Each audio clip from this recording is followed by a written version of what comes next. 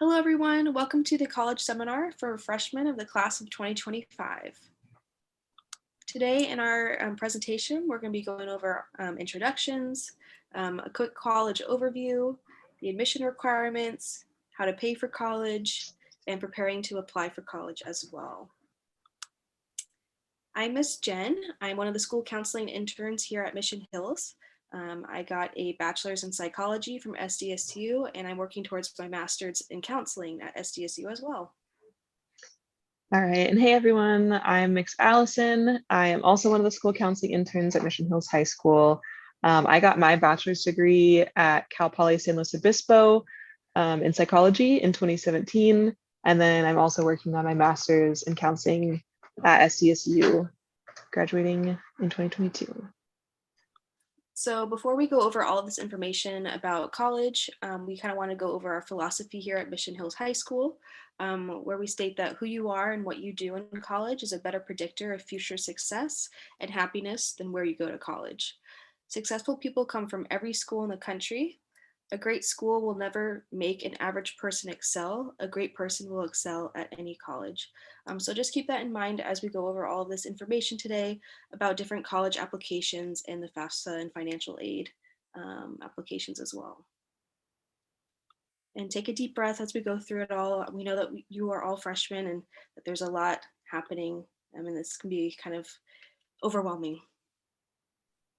All right, so we're going to start with a little college overview of the different options that are out there for after high school. So there are a lot of different post-high school pathways. We are going to be focusing today on the college options, so public four-year universities, community colleges where you can transfer then to a four-year university or get a certificate, and private or independent four-year universities. There are other options like the workforce, trade and technical school, and the military, but we are going to focus primarily on the top three for this presentation. So to start us off, we're going to be talking about community college. There are 18 community colleges in San Diego and 116 community colleges in California. It's a lower cost in admission, and there is opportunity for free tuition through the Promise program, which we're going to be going over later in the presentation. But the cost to attend is significantly lower at community college, and in addition to having that free option through the Promise program. The requirements are that someone needs to have graduated from high school and have a high school diploma, which we're going to be kind of briefly going over graduation requirements in a little bit.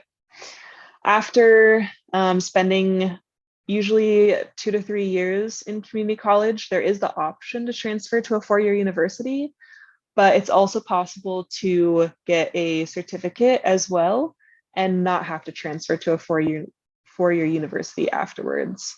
Community colleges have excellent quality education and are a lower price. As mentioned, certificates are a common type of degree that can be offered at a community college, as well as associate's degrees, which take usually about 2 years. And some bachelor's degrees are offered at community colleges. And you can kind of see more specifically which community colleges in San Diego offer a few different bachelor's degrees. And if you want to learn more about the community college system in California, we did link that website to where it says community college on the screen. So the next college option is four-year public universities. And in California, that includes the California State University system, or the CSU system, and the University of California system, or the UC system. So for the California State University system, there are 23 campuses in California spread all throughout the state. They're kind of generally considered more practical and career-based.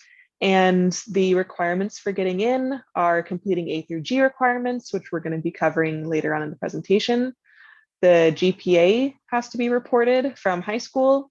And in the past, they required the SAT or ACT standardized testing, but they no longer require this as of 2022. And then for the University of California system, there are 9 campuses, also all throughout California, but there are just fewer of them. They tend to be a little bit more theory and research based. And in order to apply to them, they do need students to complete their A through G requirements, which once again, we're going to be going over a little bit later on. A student will need to report their GPA from high school, and they also no longer require the SAT or ACT standardized testing. And then the unique thing about the University of California system is they do offer these personal insight questions that have to be completed in order to apply for the different schools. And these are short essay questions, which help the school get to know the applicants a little bit better. And if you want to learn more about the PIQs or the personal insight questions, you can click on the link below. And if you want to learn more about the University of California system, you can click on that link as well. Same with the California State University system. And then the last option for colleges are private or independent four-year universities, and also out-of-state universities. So these are located all throughout the country. Some examples are University of San Diego or USD, Pepperdine, Point Loma. Point Loma is also local to San Diego, Yale, Stanford. There are so many more, but those are just a few examples. Each campus is very unique, so make sure you research each one in terms of like what they can offer, what kinds of requirements they have for applying, and just their size, so much more. They are typically more expensive, the private four-year universities, but there usually are more financial aid opportunities. In terms of like the out-of-state public schools, they might not necessarily be more expensive, but it's really going to depend state by state. And then for these other universities, admission requirements typically are really similar to the University of California or UC and CSU universities that we talked about in the last slide, but definitely, like I said, research each university because they really are going to be different. There might be little things that are different at each school. And many private schools will use the Common App, which we linked where it says Common App, for their application. So that's a really good resource to have, is knowing where to find the Common App, because a lot of these private schools will have their applications on that. All right, so we want to do a quick little check for understanding. So we are wondering if this is a fact or a myth. So UC schools, University of California system, are a lot harder to get into than CSU schools or the California State University system because they have a lower acceptance rate than CSU schools. Is that a fact or a myth? You can pause it if you want to guess, but we will reveal the answer. All right, so that is a myth. So although some UC schools have lower acceptance rates than CSU schools, it really depends on the specific school. They're not all the same. The acceptance rates are going to differ among all the different schools that are out there. So that is a myth that they're harder to get into.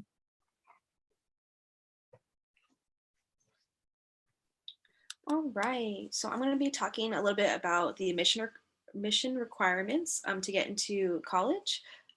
As Mix Allison pointed out, all the different colleges.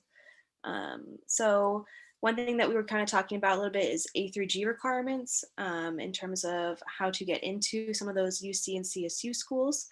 So we're going to kind of go over a little bit about what that means. So A3g requirements are high school classes required for eligibility to go straight into the California State Public University system. So the UC and the CSU systems.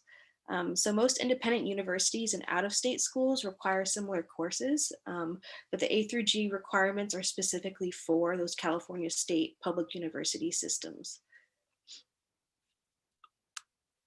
So here's a little table in terms of breaking it down subject by subject of what the difference is between the A3g subject requirements and your graduation requirements. So I'm not going to go over all of them, but if you have any questions about which specific classes you might need, please talk to your counselor. One thing to just highlight is that for A3g requirements, they do require you to get a grade of a C or better in all of these classes. And then for your graduation requirements, you have to get a grade of D or better. So just keep that in mind, that there is a little bit of a difference between what grades are required from you for these specific courses that you're required to take.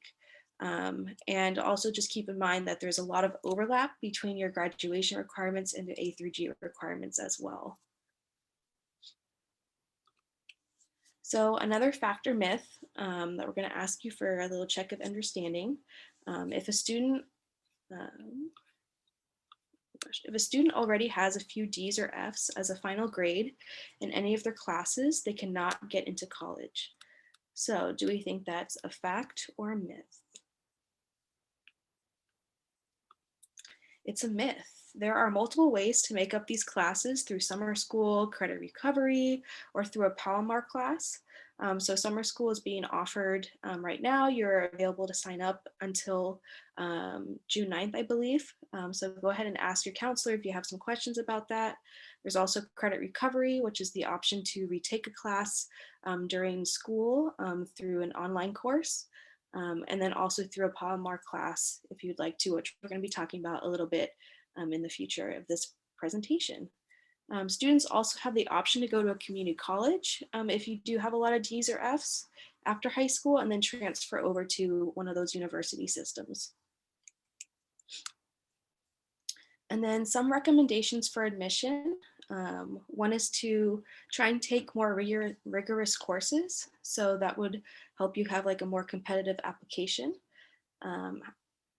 Taking more extracurriculars. So that could be either having a job or having a sport or not having a sport, playing a sport, maybe doing volunteer work, having a leadership role in like a club.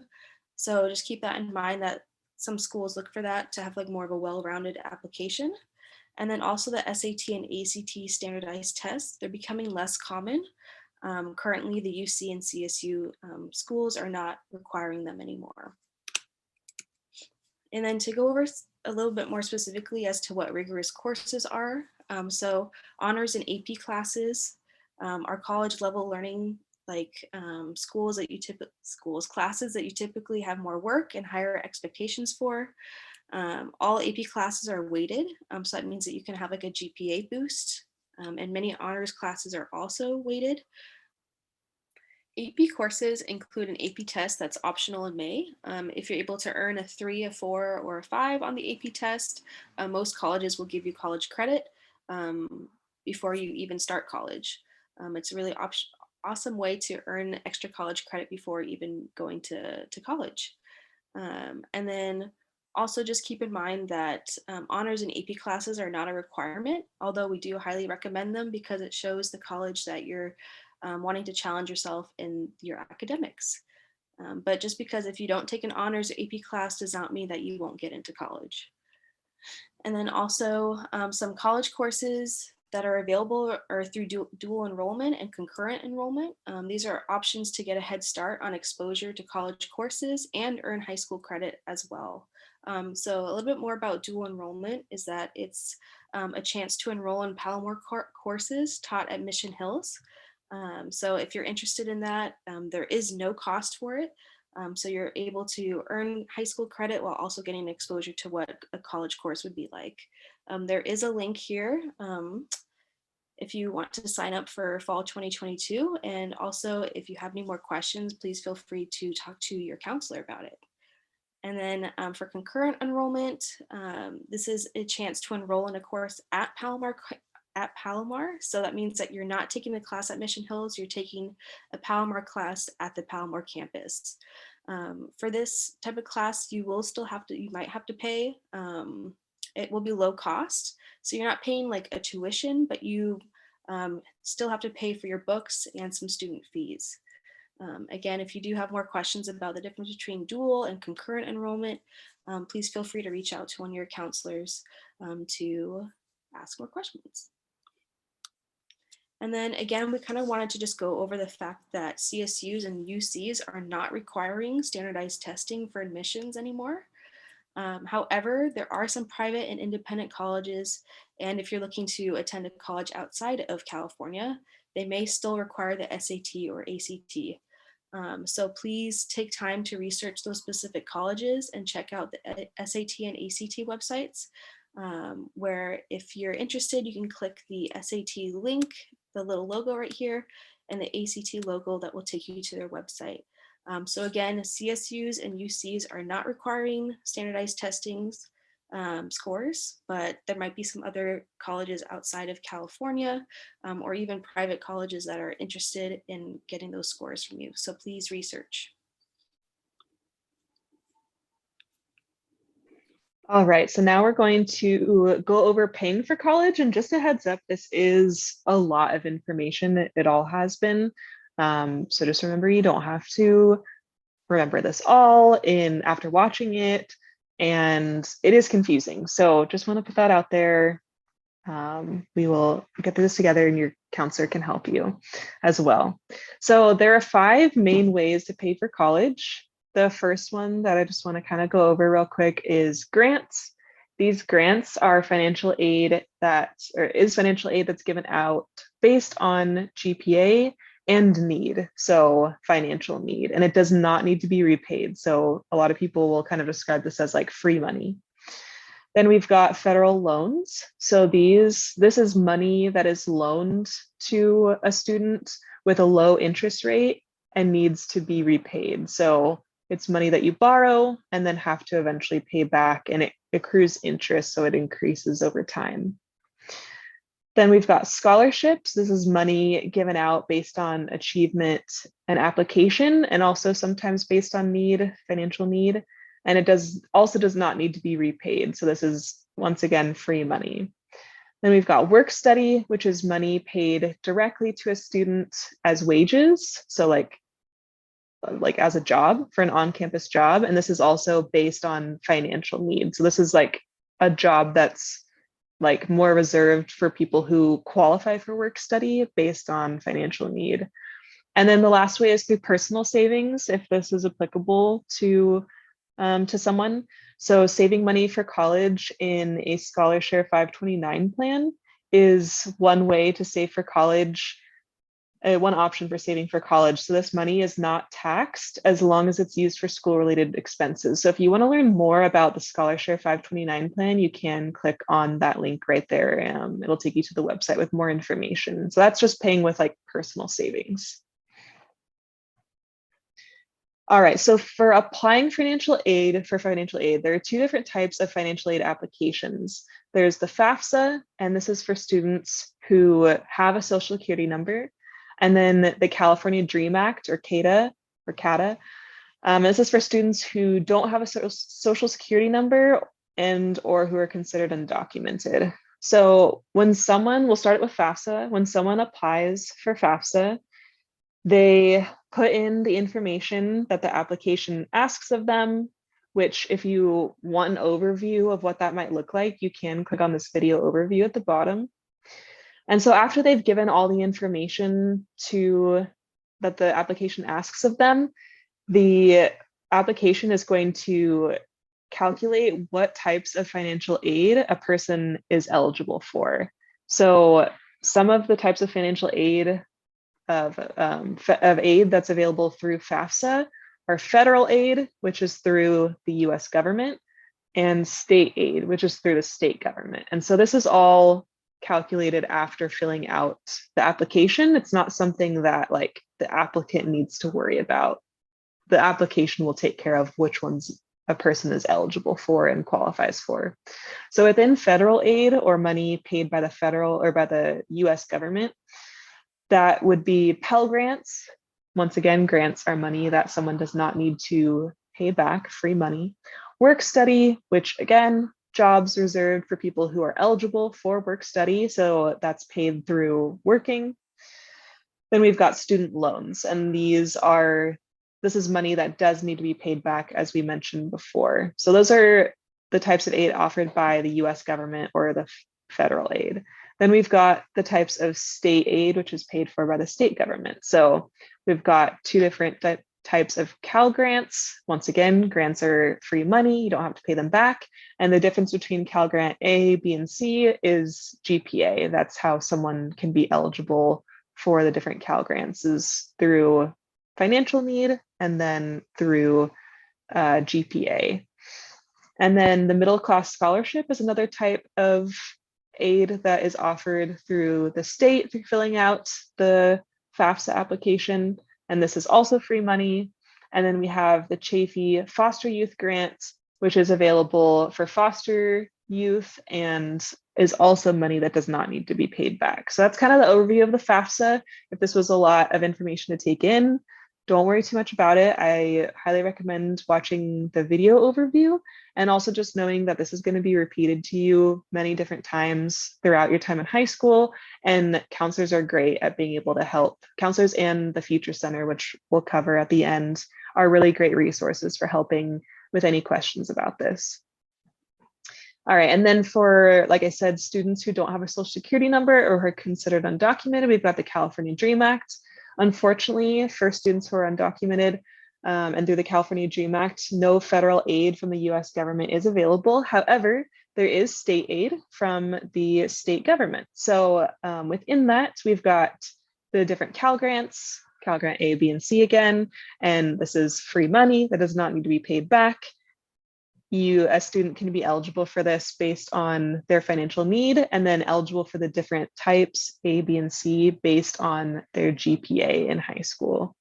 The middle class scholarship is also available to students filling out the California DREAM Act. Again, free money, does not need to be paid back, as well as the Chafee Foster Youth Grant, also for students who are foster youth in foster care, and that does not need to be paid back. And then we also have DREAM loans as well. So loans are money that will need to be paid back eventually, but that is also offered through the filling out the California DREAM Act and is offered through the state government.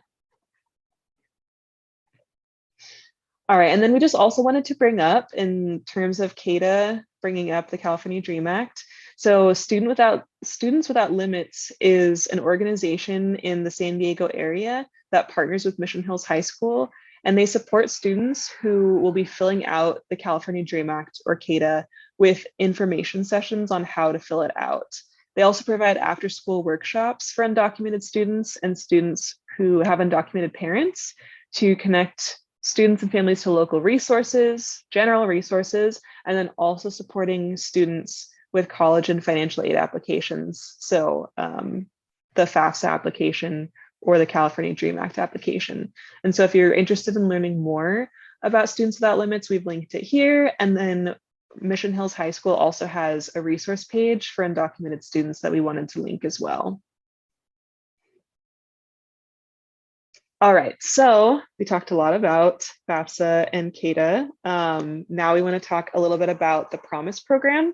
So way at the beginning of the presentation, we talked about how at the community colleges in San Diego, someone can attend for free through the Promise program. So this is 2 years of free tuition and student fees. So textbook fees, parking permit fees, student health center fees, etc.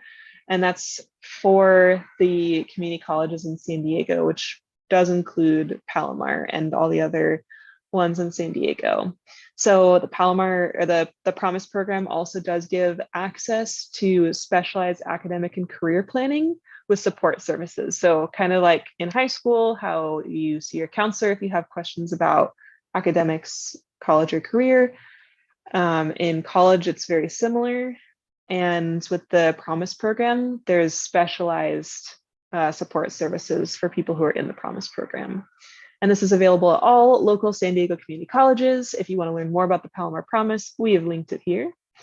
And the eligibility requirements include needing to fill out either FAFSA for students with a social security number or the California DREAM Act for students who don't have a social security number in order to qualify. So filling out those applications, one of those applications is a must.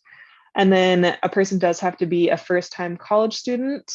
So if they have taken dual enrollment or concurrent enrollment classes, that's okay. That's not considered, it doesn't exempt someone from being able to apply for the Promise program. It just means they haven't attended college like outside of their high school experience.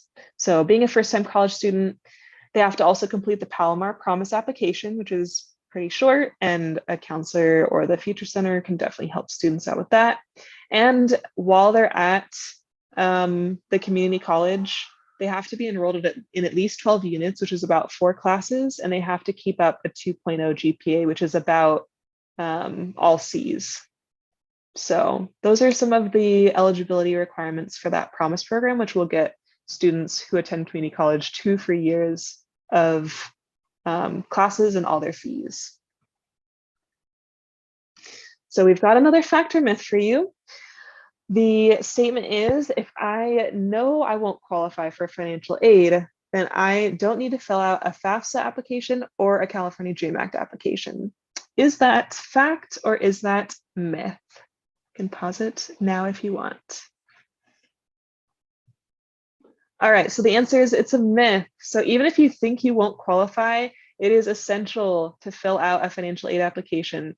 The information that's submitted can make someone eligible for money from non-federal organizations. And the Palomar Promise is also a requirement. Well, the Palomar Promises requires someone to fill out the FAFSA or the DREAM Act application. So really, it's not, you won't really know if you qualify for financial aid until you fill out FAFSA or California DREAM Act. So we really highly encourage everyone to fill it out if they're planning on attending college to see if they qualify. All right, and then the last one that we want to go over, the last type of financial aid we want to go over in more detail is scholarships. So the funding sources for scholarships, they can be from so many different places. So they can be from the university. Some universities or colleges offer their own scholarships. Others are from like organizations or nonprofits out there. And then there are also private scholarships. So like private individuals offering scholarships that can be applied for. And then scholarships can be rewarded based on also a lot of different things. So there are academic scholarships based on like GPA and grades and types of classes you've taken, financial needs. So like how much money do you have to be able to pay for college? Are you in need of some extra money to pay for college? We've also got athletic scholarships through the NCAA. So if someone were playing a sport at a university or college, they can get scholarships that way, through being involved in leadership, through part of their identity. So there are scholarships that people will qualify for based on their race, their gender, their sexual orientation, etc.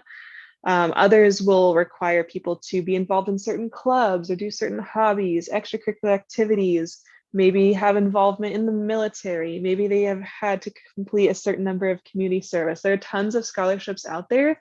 We've linked a list that was created this year from Mission Hills. And you can kind of, if you want to click on that, get an idea of what some of the scholarships that were being offered this year were requiring, but it's really going to change year to year. And there are just so many scholarships out there. Just definitely keep in mind, you should not be paying to apply for a scholarship. That's like the kind of maybe main thing to look for in terms of like possibly people trying to scam students. You should not have to pay to apply for a scholarship, but there are tons of scholarships out there, and we highly encourage everyone to search through them once it gets closer to applying to college.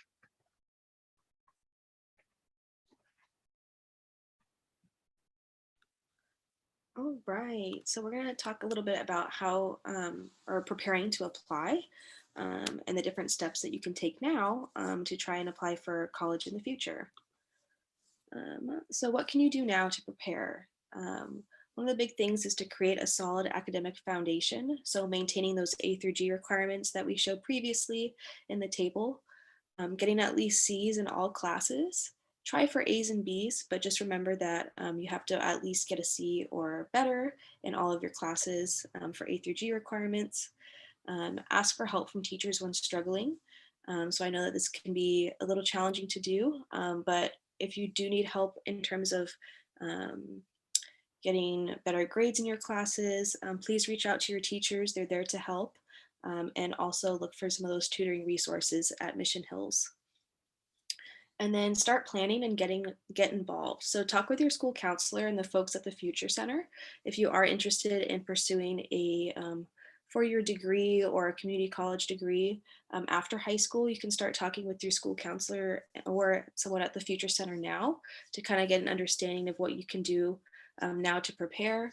and keep in touch with them to see as you get older through school, what are some things that you need to do um, in terms of having a very well-rounded like application. And then join a club, get some of those extracurriculars in, volunteer, whatever you enjoy. I know sometimes it can be overwhelming to try to do a lot to make yourself look good for an application, but really try to focus in areas that you enjoy to show like what it is that you want to do outside of school, and also just have a very well-rounded application again. And then keep track of all those awards and clubs and extracurriculars and other involvement that you have. When it comes time to fill out an application, they will ask for that information. So just keep that in mind so that you um, can give yourself credit for everything that you've done and also to show the schools what you have been able to do during high school. And then attend college-related events whenever you can. If possible, visit a variety of colleges, take pictures, keep a journal, whatever helps you remember about what colleges that you're interested in and why. And also just to kind of look at what are the college requirements and be able to get an idea of what the college is like. Um, there is going to be a college fair coming up. I know that if you're watching this video a little bit later, it might have already passed. So if not, please sign up if you're interested.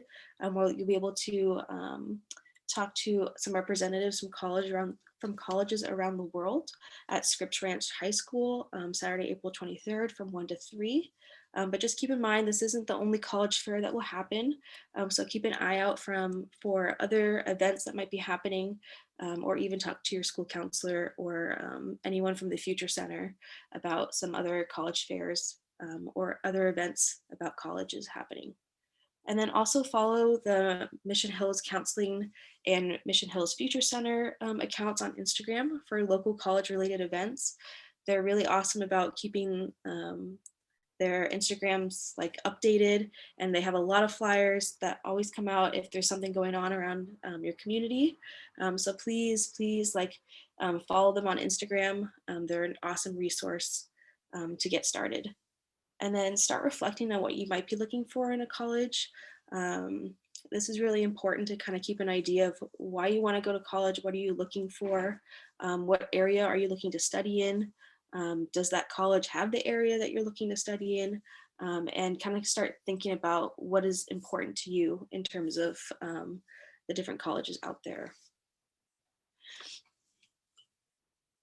And then again, like finding the right fit can be based on like academic, social, financial, when trying to figure out what colleges that you want to apply for or want to attend. So for the academic fit, again, start looking into majors and classes offered at different colleges that match your interests or career goals. So again, like you want to be able to go to college that has the major classes that you're interested in.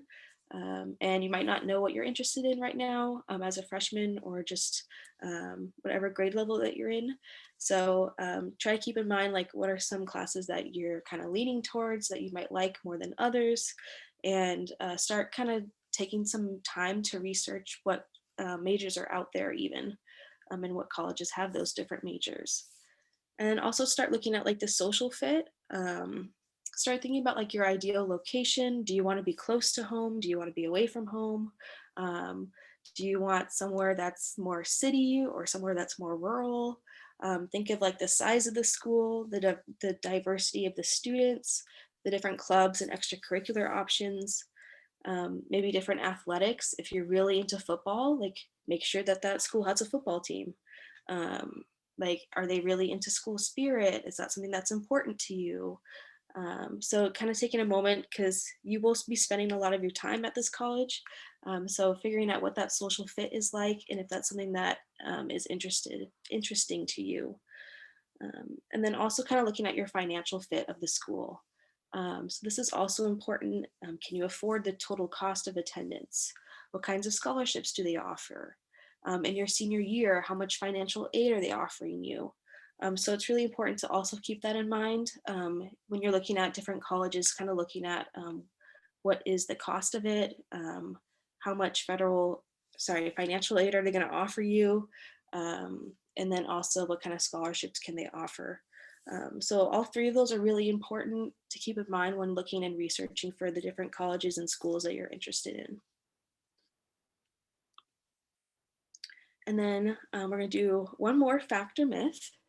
So this this fact or myth is asking, let me try that again because I just gave the answer. Um, okay. So we're going to do one more fact or myth. Um, I'm going to read out the statement and try to guess if it's a fact or myth. So the statement says, it's better to visit the college campus before you apply than after you apply. So take a moment if you want to pause the video. Is that a fact or myth? All right, it's a fact. It's actually better to visit or tour campus before applying. You can get a better understanding if it's the right fit for you before putting in a lot of your work and money for the applications. So even if that's not maybe a possibility to be able to actually visit the campus, because I know sometimes it can be a lot of money if it's across the country or even across the state. Something that's pretty cool is that they also offer virtual tours on their websites, or even having the chance to email an admissions like counselor or maybe a student that goes there to just kind of get a better idea of what the school is like and if it's a better fit for you. But again, it is a fact, it is better to actually visit the college campus before you apply than after you apply. And then lastly is the CSU and UC senior year timeline. So as you get closer to college, sorry, this is kind of like just kind of a rough timeline of what it's going to look like for you in terms of applying to colleges and that financial aid application. Also keep in mind that there's a general 4-year high school timeline over here in this link. If you'd like more of a general timeline for like your freshman, sophomore, junior, and senior year. There's also a 9th and 10th grade checklist. So that might be interesting to kind of look at to see where you're at now, maybe some things that you can get started on to be more prepared for college. An 11th grade checklist and a 12th grade checklist, which I'm going to be kind of going over right now. So just to get an idea, from October 1st to November 30th is when the CSU application opens. There are some variations between the deadlines of CSU applications based on school, but you can research that in the future. But roughly your CSU application deadline is November 30th, as well as the UC application. So the CSUs and UC application deadlines are from October 1st to November 30th. And then around the same time is when your FAFSA opens, FAFSA and the DREAM Act. So October 1st is kind of a big date for your senior year when you're applying for colleges because your financial aid applications also open. And you have until March 2nd to complete FAFSA and the California DREAM Act, but just keep in mind it's better to apply as early as possible because some of the money is given out on like a first come, first serve basis. So we highly recommend trying to complete your FAFSA or DREAM Act application as soon as you can. And then from February to May 1st is when the CSU will announce their acceptances. There isn't really an official notification window, but it's roughly from this time. So before you graduate, you might have a better idea of when schools will be contacting you for your acceptance letters. For the UC school acceptances, it's from March 1st to May 1st, so it's a little bit later, but you'll roughly know by May 1st from the CSU and the UC schools if you've been accepted. And then May 1st is considered the decision day. It's the deadline for choosing which school you're going to be going to for the CSU and UC college system. And then over summer, there is actually still more work, even though you've already decided which school you want to go to. So there's various deadlines such as like orientation, class registration, submitting AP scores, paying for classes, etc. So even though you decide where you want to go on May 1st, there's still a lot of different things that still need to be done over the summer. So this is kind of a rough timeline of the senior year if you're deciding to apply for CSU or UC schools.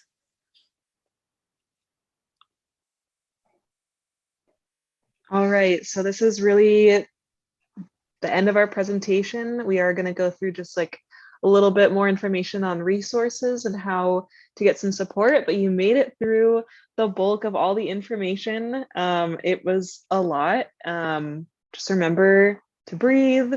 It's going to be okay. You're going to hear this information so many different times, and please talk to the Mission Hill High School's counselors if you have any other questions. So we have the different counselors' name, their alpha. So the different counselors are designated by a student's last name.